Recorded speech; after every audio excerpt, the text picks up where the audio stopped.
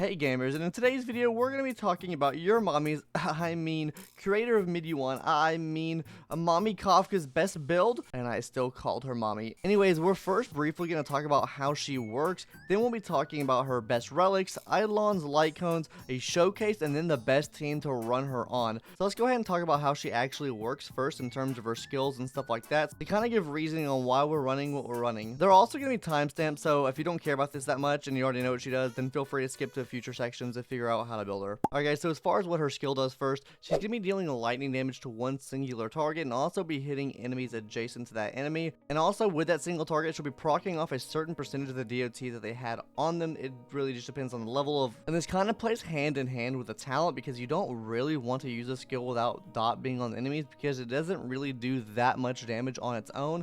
So as far as what the talent does is, after an ally uses a basic attack, Kafka will immediately launch a follow-up attack and deal lightning damage equal to a certain percentage of her attack to that target, and also has a 100% base chance to inflict the enemy with shock.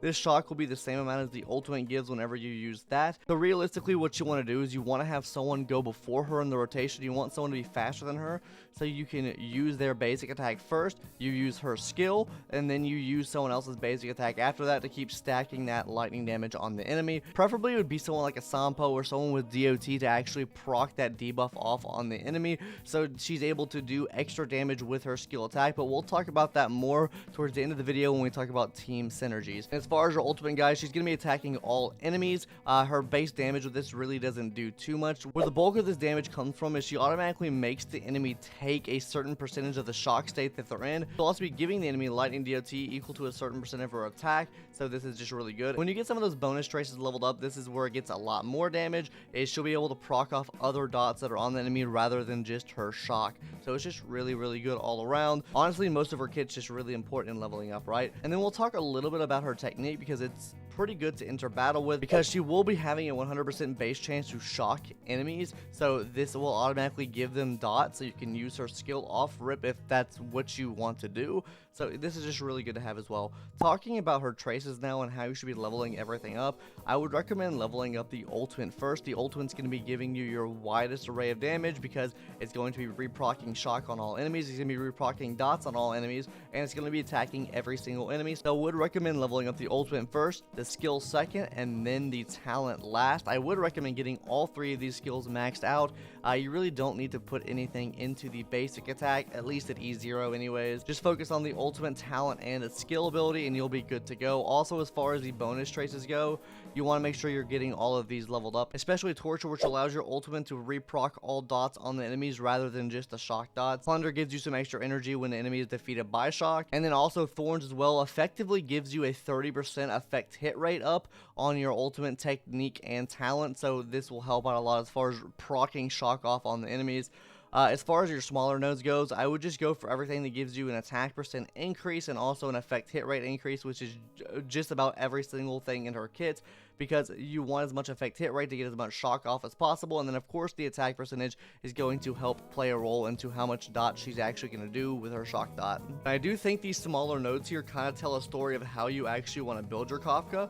Obviously there's a lot of attack here and there's a lot of effect hit rate. So what does that mean when you're trying to actually build your relics on Kafka? Easy clap, guys, I'll tell you what it means. That means you want to be subscribing to the YouTube Can't See Me YouTube channel right now, because only like 5% of you guys are actually subscribed, and if you don't subscribe, you're going to get bad relics, and Mommy Kafka is not going to dominate you. So let's stop coping now and let's get to the actual relics. You want to build a full lightning damage set. That is going to be by far the best set to run on her. A full lightning damage set with a 2-piece space ceiling station. I think this is overall just the best set to run on her. Now, you could alternatively run a 2-piece sizzling thunder and a 2-piece musketeer. If you do have a better 2-piece set for musketeer, there's really not that much of a damage drop off, and even sometimes could net you more damage if you have a lot better substats for that 2-piece set, right? Because taking a look here at the difference between the two using the same stats on each piece, there's only about a 2% damage drop off, maybe a 5% damage drop off, if that. There's really not that much of a damage difference there, right? If you're min-maxing, of course you would want to go for the best in slot damage, and you would want without the extra 2% damage. But where you see a more of a drop off at is when you actually use a 4-piece sizzling to a 4-piece musketeer. That's going to be like a 7 to 10% drop off depending on what your stats are on your gear, right? That's what I consider your last resort set you would want to use on your Kafka, is a 4-piece musketeer, just because the damage drop off is quite a bit more noticeable. So you might be asking yourself, where did he get these numbers from as far as the damage goes? Well, I'll go ahead and show you now. I literally just pulled all the stats off my current Kafka gear, which is really not too good. So I think this is a pretty reasonable set to get. I'll show the main and substats that we got on the relics here on screen, and also the final stats of my character as well, so you can look at the two and kind of compare that to your own stats, so you know if you're in the ballpark range of getting this much damage out, right? Now guys, Space Stealing Station is hands down the best set you can run. It doesn't matter if you run Pangalactic or anything else. It's a lot harder to run Pangalactic and you still get diminishing returns on it. There's about a 3% difference in damage if you're using Pangalactic, and you manage to get up to that 57% effect hit rate threshold to get the increased attack damage out. Overall, the Space Stealing Station is just better in general, so just use Space Stealing Station. Is going to be better for you. You don't have to spec into as much effect hit rate because she really only needs 10 to 20% effect hit rate at E0.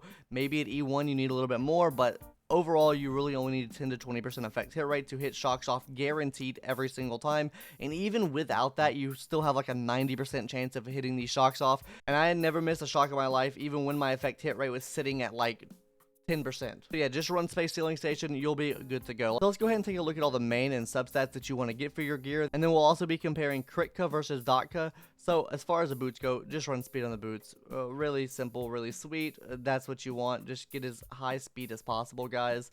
On your body piece, I would recommend running attack. I think it's the best overall set to run for. Not to say Kritka's bad by any means, because you can get similar damage with Kritka, but I do think in general running attack percentage is a little bit better.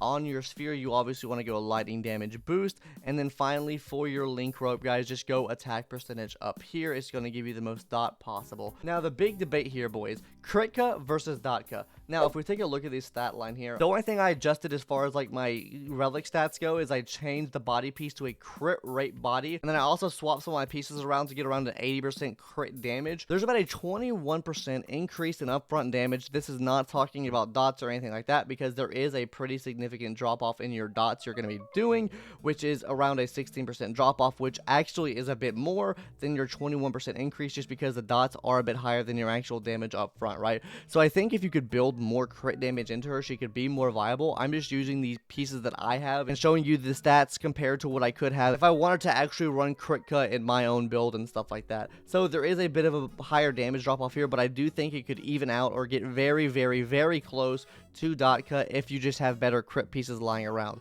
I think attack's easier to get, but you know, some people have rolls and they can't get the attack stats or speed stats that they need, right? One last point I want to touch on before going into the Eidolons is another set you could possibly run if you're running Speedka. You could run 2-piece Hackerspace and 2-piece Sizzling, and if you can get to that 160 speed or that extra speed breakpoint, it could technically benefit you more, even though you're losing about 7 to 10% damage in like using Hackerspace. You could potentially get more damage out because you do have more turns, because my stats here don't like reflect like getting multiple turns, right? It's just like damage on like your turn that you're getting. So if you're able to proc off damage more times in a turn, obviously you're gonna do more damage if you can move more, right? So if you can get to like a 160 speed with a Kafka, I think that could potentially be the move, or even like a 134 speed, whatever helps you get to your next speed breakpoint. I think it'll be more beneficial for you to run the extra speed there, whether you're running a 2-piece Hackerspace or some extra speed in your substats, then rather than getting the little bit of extra damage out you would get normally just from using the stats you already have, right? So like I said, if it helps you reach your speed breakpoint, I would recommend going speed over really anything else. That's the main thing you want to focus on with her. Reach those speed breakpoints is going to do more damage for you overall. Now talking about the Eidolons, really the only Eidolon that I want to talk about is going to be E1 to Capo. When the talent triggers a follow-up attack, there is a 100% base chance to increase the dot received by the target by 30% for 2 turns. This is really, really big, guys, and honestly, it is better than getting her signature Lightcone. If you can get her E1, it is better than her signature Lightcone, hands down. I'll show you the comparisons here on screen now so you know I'm not bullshitting you. So overall, right, you lose a little bit of damage. Like, I'm talking maybe a 1%, if that, in like upfront damage that you would do, because in my comparisons I'm using Good Night Sleep Well with E1 compared to her E0 with her signature light cone, so you do lose some base stats there, right? But the amount of dot that you get in comparison, or the amount of dot damage that you're going to do in comparison to having her signature light cone, is actually pretty big. It's a 4,000 damage increase from her dots than you would be getting from her signature light cone, guys. So that's something I want to touch on there. I'm not going to really talk about her other eidolons, just because I think it's unreasonable for any free-to-play player to get anything past E1, E2. So let's go ahead and talk about her best light cones now. But before hopping into those light cones, make sure you come follow us at twitch.tv/U2K and see me, so you can see most of this testing done live. I stream just about every single day, not every day, but just about every day. So if you want to come see the testing there, come check us out there. I said there a lot, didn't I? Anyways, let's go ahead and talk about these light cones. Starting off with her best and slot light cone, that obviously being patience is all you need. Her signature light cone is going to be increasing the damage dealt by the wearer by 24%. It's also going to be increasing the speed of her by 4.8%. That can stack up to 3 times. This means it can stack up to 14.4%, which means you're getting 14 extra speed from having this light cone. And then finally, on top of that, is going to be inflicting the user with erode, which is basically like another shock debuff on them, which takes 60% of the wearer's attack. It's basically just a little bit of extra damage, like 2,000 extra dot damage that you're adding on to the enemy, which means more debuffs on the enemy, which means possibly more damage from the rest of your team if they're running Good Night Sleep Well, and on top of this, more damage proc from Kafka herself. This is her best in slot light cone, but something does come very, very, very close in comparison with this light cone, and that's going to be the 4-star light cone, Good Night Sleep Well. What that does is going to be increasing the damage dealt by 12% for every type of debuff on the enemy. Running a dot team, you're easily going to stack that up to 36% damage increase, and this can also go up with superimpositions as well. But if we take a side-by-side comparison of this light cone versus the signature light cone, there's about a 1% difference in damage. A 1% difference in damage. So, I mean, this is very reasonable run. Of course, this doesn't give you the speed, this doesn't give you the erode, right? So you're getting 2,000 extra damage from the erode, you're also getting that 14 extra speed, so if it helps you reach your speed breakpoint, obviously it's going to be better. But let's say you get more superimpositions on your Good Night Sleep Well, like my case, right? I have an S5 Good Night Sleep Well, that's going to be an extra 72% damage dealt. Having S5. Now, I won't be comparing it to S5, right, because I think it's kind of unreasonable for anyone to get S5, right, but if we compare it to something like S2, right, say you get 1 extra copy of Good Night Sleep Well, that's a 3% damage increase there, and this is only going to go up with higher superimpositions. I think overall, if you have a higher superimposed Good Night Sleep Well, this is going to be better for your Kafka than her signature light cone, barring that signature light cone is not getting you to your next speed breakpoint, which in that case, I think it would be better, right? But yeah, I think Good Night Sleep Well is a great option to run on her, just because it does give her a lot of damage. And the final comparison I want to make, guys, is the signature light cone at S1 versus S5 for Mata. There's about a 3 to 4% damage difference here in both of these light cones. If you have S5 for Mata, you could get reasonably up close to that amount of damage. If you have it S5, do keep in mind you're only getting break effects here, which shock breaks aren't the best in my opinion. I would think this would go much better on someone like a Sampo or something like that. And then also you're getting more damage to enemies afflicted with shock or wind shear, which that's what's going to be proccing on enemies anyways, so you're basically getting a guaranteed 32% damage increase on enemies, right? So yeah, not a bad option to run for free to play. I think she's pretty free to play friendly in the aspect of what you can actually run on her and how to build her, so that makes her a really good unit all around, right? Also, I didn't do any comparisons with Welt Signature Light Cone and Silverwolf Signature Light Cone, just because there's no like real guaranteed way to get these light cones. I guess you can get Welt from the shop if you want to buy it, but that's besides the point. Welt's signature light cone is a little bit of a damage decrease from Good Night Sleep Well. I think Good Night Sleep Well is just better overall than Welt's signature light cone. And then Silverwolf signature light cone can actually help out a bit more, just because it will increase the amount of damage the enemy is going to take, right? Before we hop into the character showcase, okay, we're good to go now. Alright gamers, hopping into our character showcase now using Dom, Mami Kafka, Sampo, Silverwolf, and also Gepard. I'm using Silverwolf just because I think she's a great matchup for these teams, because she can give the elemental weakness on the enemy for your Kotsky Sampo or your other dot characters for that matter, right? So we're going to pop off, see how good she does in this battle here. I know she's going to do good because she is great. Now, I know this is not a very free-to-play friendly comp because we do have Gforce on the team and we also have Silver Wolf on the team. But we'll talk about team synergies and other teams you could possibly run after we're done with the showcase here, just to kind of show off everything she can be run with, right? So off rip here, he's gonna launch his little minions down. Let's just go ahead and send out his love bomb here and see what we can do. Okay, easy clap there. Kafka does not have her talent up, so I'm still gonna use the basic attack anyway, just because I do want to try to get the wind shear debuff off on him. I hate you so much, Silver Wolf. Thank you for that. Anyways, 12,000 damage from there. There's no shock dot on the enemy yet, so we're just gonna give a normal attack here. Now he does have shock dot, which is really clutch. That means he'll be taking even more dot damage on top of the wind shear he's already taking. And then of course he does have that 30% increased dot damage he's taking when we use the ult from my Mr. Katsuki Sampo. Yep, let's go ahead and attack him. He's dead. 19,000 of dot. He's 5,000. He's dead. Another 5,000 from wind shear. He's dead. What are we taking? 20,000 here from from the boss man himself. Let's go ahead and break shield with Mr. Katsuki Sampo. 22,000 from the shield break. Increase the dots here, and then we'll hit the ultimate off as well. We're not really worried about the ultimate damage there, but this is the ultimate damage we are going to worry about. 27,000 from the ultimate, and then we just keep cleaving through the enemy here. How much you can take here? Another 24,000 damage, and it just keeps getting better and better every single turn, just because you're able to proc so many dots off. An extra 20,000 there. So let's kind of talk about team synergies and what you could run, right? Generally, on a Kafka team, you would want to run Kafka herself, obviously, a defensive unit, whether that be a healer or a tank character and another DOT character, just so she's getting off more damage, right? So for our case, we have Kafka, Sampo, Gforce. And in this last slot here, you can either run an extra defensive unit if you feel scared about dying. You can run an extra dot unit if you want to do more DPS. You can run a buffer or a debuffer. It really doesn't matter. This is a flex spot. And that's what makes this team really good, right? Is because it gives you this opportunity to use a flex spot, which can really, you can put anyone here, right?